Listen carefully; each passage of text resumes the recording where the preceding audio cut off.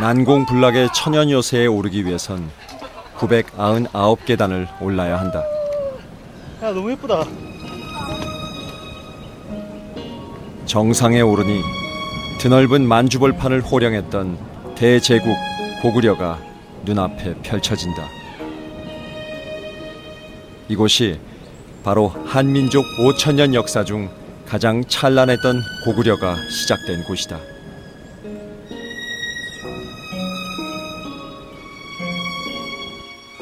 중국의 여느 산성과는 달리 돌의 모양을 살리면서 계단처럼 쌓아올린 축조 기술.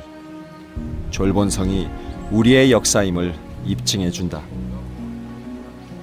하지만 중국은 5 선녀의 전설을 붙여 졸본성을 자국의 역사에 편입시키려는 노력을 이어가고 있다. 이 때문일까? 중국 공안은 한국인 탐방객들의 일거수일투족을 감시했다. 왜요? 안 돼요? 예스? 기념 촬영 한 장도 허락하지 않는 현실. 직접 느낀 동북공종의 현 주소였다.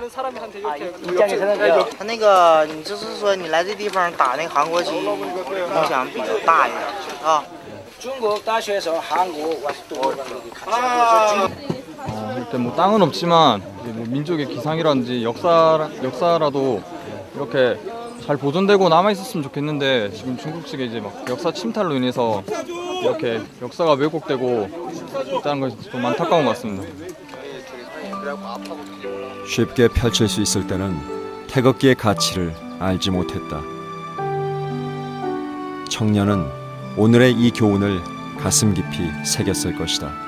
그리고 역사를 기억하고 지켜내는 것이 얼마나 중요한지 배웠을 것이다. 우리의 다음 행선지는 연변 조선족 자치주 용정이다. 그 옛날 조국을 떠난 우리 민족들은 이곳을 중심으로 삶의 터전을 꾸렸다.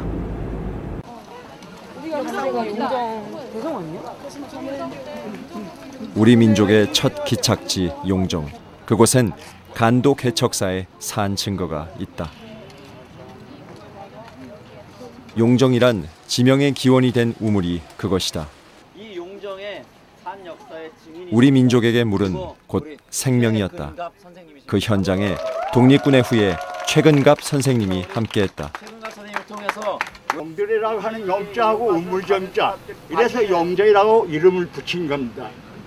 뭐 여기 전설에는 뭐 용이 날아났어 어째서 이거는 전설이고 여기 전설이 많습니다. 그래서 이 용들이라는 용자의 물맛이 좋기로 유명했던 용들의 우물을 기점으로 마을들이 들어섰다. 부지런한 우리 민족은 황무지를 옥토로 일구었다. 한민족이 북간도에 정착하기 시작한 건 이미 19세기 중반부터였다. 한인들은 버려진 땅을 개간하고 벼를 심었다. 하지만 북간도 한인들은 나라를 잃은 민족일 뿐이었다. 우리나라 사람들이 욕을 할 때 제일 나쁜 욕이 거꾸로 방수예요. 고구려 놈, 고구려 치, 이런 뜻을 가지고 있어요. 근데 그보다도 더 무서운 게 그 깔려있는 멸시감 같은 거, 이런 게 있어가지고. 1910년을 전후로 조선 인구의 약 10%가 북간도로 이주했다.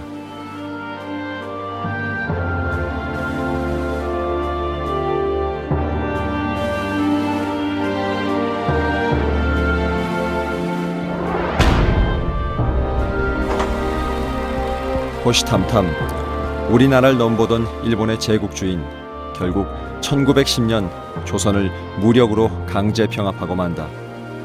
열강의 줄다리기 속에 놓인 조국.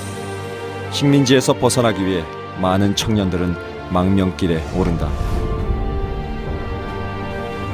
만주로 이주한 조선인들은 한인들의 집단 거주지였던 북간도로 모여들었다.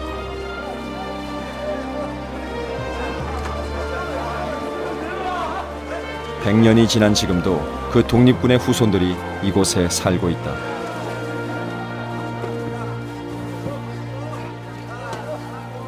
연길 최대 시장인 서시장은 한국의 시골 장터와 닮아 있다.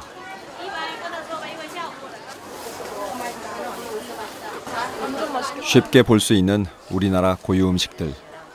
조선족이라 불리는 중국 내 200만 명의 동포들은 우리 문화를 지키며 살아가고 있다. 맛있지? 네, 우리 할아버지는 예. 저기 평양이고 할머니는 예. 저기 강원도. 강원도 어디야? 춘천인가? 진짜. 그걸 다 기억을 하시네요. 이 얘기 알려줬죠? 할머니가. 독립운동 그 흔적 찾아다니면서 역사 공부하고 있거든요. 혹시 막 할아버지 할머니들한테 그런 얘기 들으신 건 없으세요? 그런 얘기는? 우리는 모르죠. 근데 할아버지가 저기 항일운동 거기 갔다 오셨는데 우리도 모르지. 할아버지 할머니가 찾아본 지 오래가지고. 한국 부산. 부산. 저 아저씨 진짜 한국 사람이래요. 중국에서 태어나고 자랐지만 그들에게 조국은 대한민국이다. 한국 가서 살고 싶으세요? 예. 거기서 태어나시고 여기가 고향인데. 그래도 내 나라 좋지.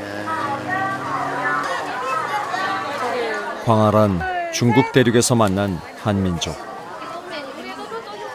여전히 그들에게 내 나라는 대한민국이다.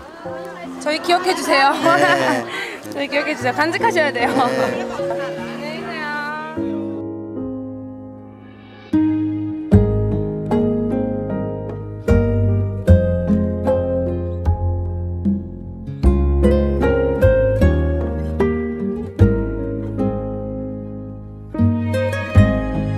피는 물보다 진하다는 말이 있잖아요. 그거를 되게 많이 느꼈던 것 같아요. 그 말, 내 나라라는 말 한마디. 여기가 지금 중국도 아니고 외국인데 외국인 같지가 않고 그냥 뭐 다 옆집 아저씨나 그냥 같은 동네 사람들 그런 느낌이 많이 들었어요. 여정은 쉼없이 이어졌다. 연길에서 남쪽으로 30km 떨어진 작은 마을 명동촌. 지금은 인정마저 드물지만 명동촌은 간도 첫 한인 공동체였다. 항일운동의 요람 명동학교. 일본군에 의해 소실되었던 명동학교 예터는 복원공사가 한창이다. 명동촌에 정착한 한인들이 가장 먼저 한 일은 학교를 세우는 일이었다. 국력을 회복하고 민족의 희망을 되살리기 위해선 인재 양성이 절실했기 때문이다. 민족교육 그 중심에 귀암 김야견이 있다. 돼 있죠. 일제가 일부러 이 기념비가 세워졌을 때 통학을 내버리는 이 명동촌이 반일 민족 활동의 중심지였던 만큼 명동촌에 대한 일본의 견제는 극심했다. 저항시인 윤동주도 명동촌 출신이다. 서시 윤동주님, 죽는 날까지 하늘을 우러러 한 점 부끄러움 없기를. 나는 입새에 이는 바람에도 괴로워했다. 윤동주에게 하늘과 바람과 별은 조국의 또 다른 이름이었다. 그렇게도 되찾고 싶었던 조국의 광복을 6개월 앞두고 그는 눈을 감았다.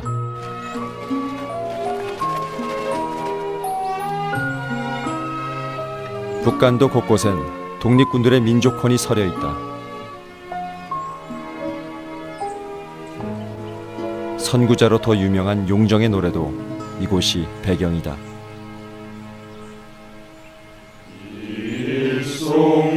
일송정 푸른 소른 늙어 갔어도 한 줄기 해랑강을 변하지 않는 푸르른 소나무 일송정을 보며 우리 선조들은 독립투쟁의 의지를 다졌다. 지난 날 강가에서 말 달리던 선구자 흔들림 없는 애국 의지를 보여줬던 독립군 안중근. 그를 만나기 위해 기차에 올랐다. 100년 전 적을 향해 가는 이 기차에서 안중근은 무슨 생각을 했을까?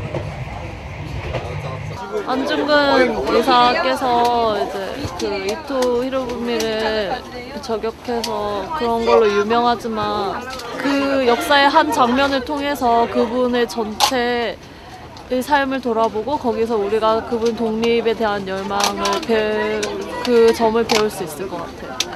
저 서고 싶네요, 그 현장을. 네, 역사의 현장에. 그래서 한번 보고 싶습니다. 1909년 10월 26일 하얼빈역, 의장대를 사열하는 이토 히로부미에게 총이 겨눠졌다. 조선 병탄의 원흉 이토 히로부미는 그 자리에서 절명한다.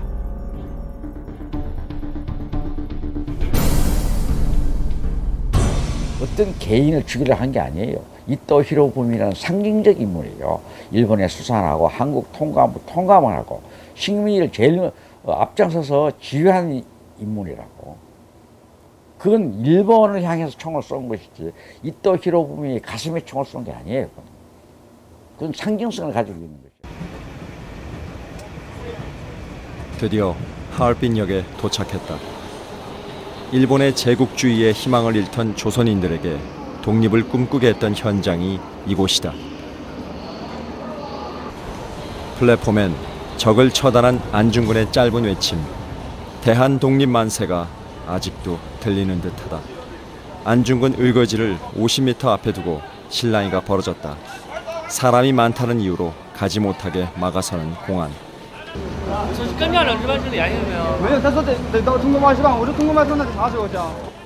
속 시원한 설명은 하지 않은 채 일행을 막아선 중국 공안. 하얼빈까지 와가지고 구태연하게 저들에게 뭐 가서 보게 해달라니 말인지 이럴 필요